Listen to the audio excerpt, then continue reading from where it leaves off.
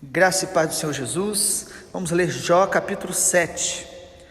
Não é verdade que a vida do ser humano neste mundo é uma luta sem fim? Não são os seus dias como os de um trabalhador diarista? Como escravo que suspira pela sombra e como trabalhador que espera pelo seu salário? Assim me deram por herança meses de desengano e me proporcionaram noites de aflição. Ao deitar-me, pergunto: quando me levantarei? Mas a noite é longa, estou farto de me virar na cama até o amanhecer. O meu corpo está vestido de vermes e de crostas terrosas. A minha pele racha e de novo forma pus. Os meus dias são mais velozes do que a lançadeira do tecelão e se findam sem esperança. Lembra-te, ó Deus, de que a minha vida é um sopro. Os meus olhos não tornarão a ver a felicidade. Os olhos de quem agora me vê não me verão mais. Os teus olhos me procurarão, mas já terei desaparecido. Assim como a nuvem se desfaz e passa, aquele que desce à sepultura jamais voltará a subir. Nunca mais voltará para sua casa, e o lugar onde mora nunca mais o conhecerá. Por isso não reprimirei a minha boca. Na minha angústia, no meu espírito, falarei. Na amargura da minha alma, eu me queixarei. Será que eu sou o mar ou algum monstro marinho para que me ponhas sob guarda? Quando digo, o meu leito me consolará, a minha cama aliviará a minha queixa? Então me assustas com sonhos e me atemorizas com visões. Por isso prefiro ser estrangulado antes a morte do que esta tortura. Estou farto da minha vida, não quero viver para sempre. Deixe-me em paz, porque os meus dias são um sopro. Que é o homem para que tu lhe deis tanta importância, para que deis a ele atenção, para que a cada manhã o visites e a cada momento o ponhas à prova? Até quando não desviarás de mim o teu olhar? Até quando não me dará tempo de engolir a minha saliva? Se pequei, que mal fiz a ti, ó espreitador da humanidade? Por que fizeste de mim o teu alvo, tornando-me um peso para mim mesmo? Por que não perdoas a minha transgressão e me tiras a minha iniquidade? Pois agora me deitarei no pó, e se me procuras, já terei desaparecido. A segunda resposta de Jó ao seu amigo Elifaz e aos seus amigos que estavam ali é, mais uma vez para nós, uma revelação de uma alma ferida. E não é à toa, Jó estava não apenas com o corpo totalmente ferido, mas ele estava com a alma, a mente totalmente confusas, e por causa do luto que ele estava passando, por causa de todas as perdas que ele passou, certamente a sua alma estava muito ferida. E aqui nesse capítulo a gente percebe claramente quais são os sintomas de uma alma quando ela está ferida e precisa de cura, precisa de restauração. Primeiro sintoma, a gente tem uma visão distorcida da vida. O versículo 1, ele diz: não é verdade que a vida do ser humano é uma luta sem fim? Quando a gente está ferido, desanimado, angustiado, a gente olha para a vida e parece que a vida é só luta, é só problema, é só dificuldade. E isso não é verdade, mas a alma ferida, ela distorce a visão da realidade. É o que a gente chama de distorção cognitiva. A nossa percepção fica nublada, confusa. Ele vê a vida como algo inútil. Percebe também isso no versículo 1. Ele diz: não são os seus dias como os de um trabalhador diarista, como um escravo que suspira pela sombra? Ou seja, só trabalho, não tem propósito. E ele ainda tem uma percepção, por causa da visão distorcida, de que a vida se tornou muito rápida, veloz. Parece que a gente perde o prazer. Quando a gente está muito ferido, é assim, versículo 6, os meus dias são mais velozes do que a lançadeira do tecelão e se findam sem esperança. Primeiro sintoma então de uma alma ferida é a visão distorcida da vida. Segundo lugar, uma alma ferida geralmente vai ter transtorno de sono, insônia, pensamentos confusos durante a noite. A gente vê isso em Jó. Olha o versículo 3: assim me deram por herança meses de desengano, me proporcionaram noites de aflição. Quando a gente está com um problema muito grave, algo para resolver, que não se compara a tudo que Jó estava passando, a nossa noite já fica um pouco mais agitada, a nossa mente, perguntas vêm à nossa mente enquanto a gente dorme. No versículo 4, ao deitar-me eu pergunto quando me levantarei, como será a minha noite. A nossa mente fica agitada, as noites ficam longas por quê? Por causa da alma aflita. Nós precisamos perceber essa realidade. E ainda, irmãos, no terceiro lugar, terceiro sintoma de uma alma ferida, que a gente pode olhar para Jó e aprender: desesperança. Versículo 6, finalzinho do versículo 6, ele diz: a minha vida, os meus dias são rápidos e se findam sem esperança. Versículo 7, lembra-te, ó Deus, de que minha vida é um sopro, os meus olhos não tornarão a ver felicidade. Ele diz: eu nunca mais serei feliz. Quantas vezes isso passa no nosso coração, quando a gente está diante de uma dor, de um sofrimento? Eu nunca mais terei aquela mesma alegria. Será que o mundo vai voltar a ter cor para mim, prazer para mim? E isso pode acontecer por muitas razões. No caso de Jó, é porque a dor dele era muito grande. Nós podemos muitas vezes estar assim, perdendo a esperança, e isso leva a pessoa ao desespero, porque a Bíblia diz que a esperança, ela precisa permanecer em nós. 1 Coríntios 13, a partir do versículo 13 de 1 Coríntios, neste capítulo, diz que agora permanecem a fé, a esperança e o amor, e o maior deles é o amor. Porém, nós precisamos entender que a esperança, ela está junto. A esperança te faz crer no futuro, crer em superações, crer que as coisas mudam, crer que você pode, de um momento de dor, extrair muitas lições, aprender, conhecer mais a Deus, que Deus abre portas, que Deus faz milagre, que Deus muda as circunstâncias. Então a esperança, ela é também um elemento da fé. Mas quando nossa alma está ferida, nossa alma, ela começa a nutrir essa desesperança.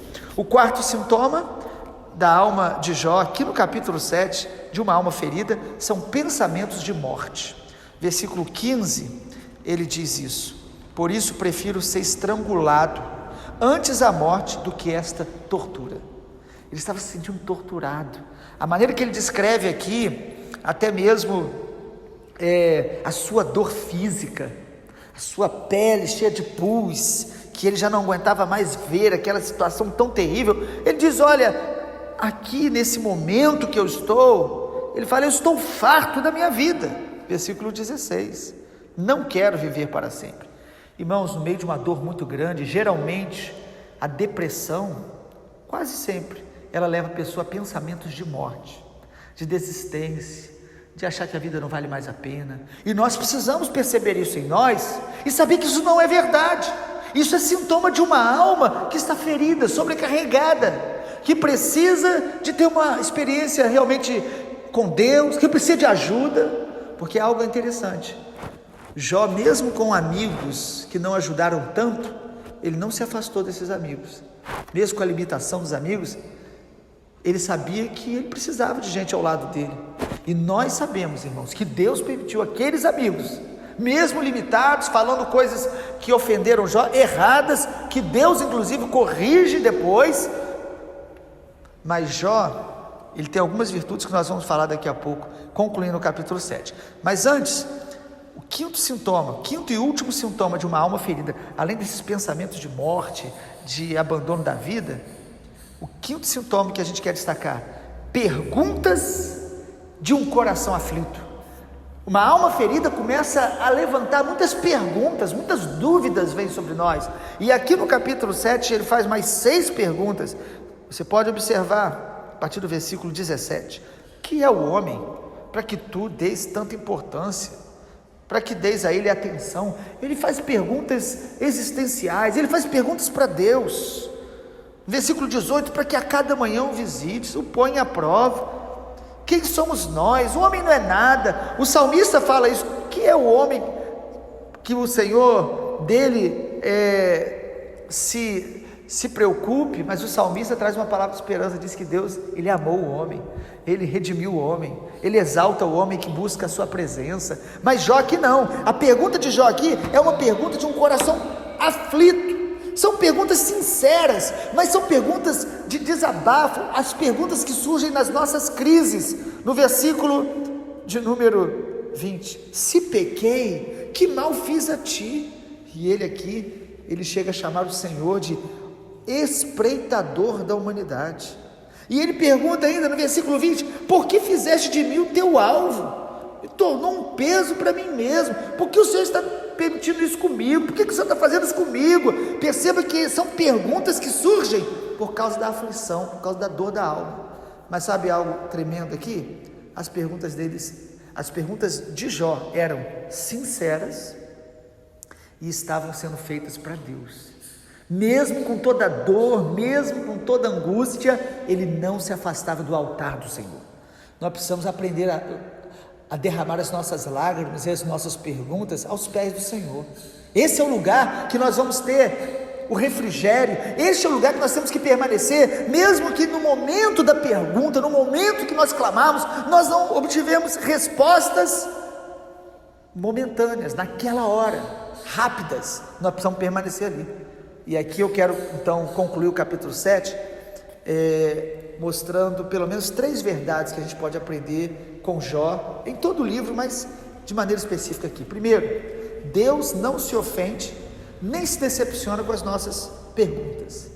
Às vezes nós ficamos assim, poxa, isso está vindo ao meu coração, Deus vai ficar decepcionado comigo. Irmãos, Deus sabe o que está no nosso coração, antes que aquilo chegue a nós, antes que aquele pensamento passe na nossa mente. Ou seja, Deus não se decepciona e nem se ofende quando a gente faz perguntas para Ele, mesmo que sejam perguntas debaixo de distorção do nosso pensamento, mesmo que sejam perguntas no meio da nossa aflição, mesmo que sejam perguntas que venham de alguma forma questionar Deus, mas Deus, Ele quer que a gente faça diante do altar dele.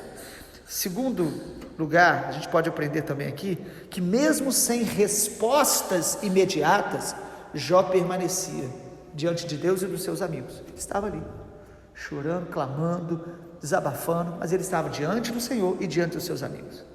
Hoje nós temos um hábito muito ruim de descartar pessoas quando elas falham conosco ou quando elas não conseguem nos ajudar.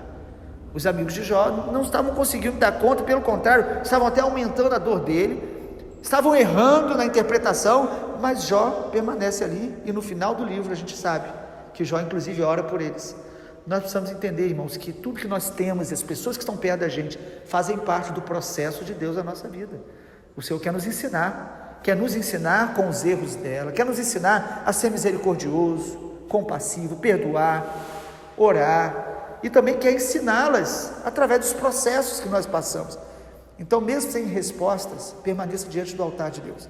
E em último lugar, que nós podemos aprender aqui no capítulo 7, nos processos de Deus na nossa vida, nós teremos poucas respostas, porque Deus está amadurecendo a nossa fé e nos ensinando a confiar nele.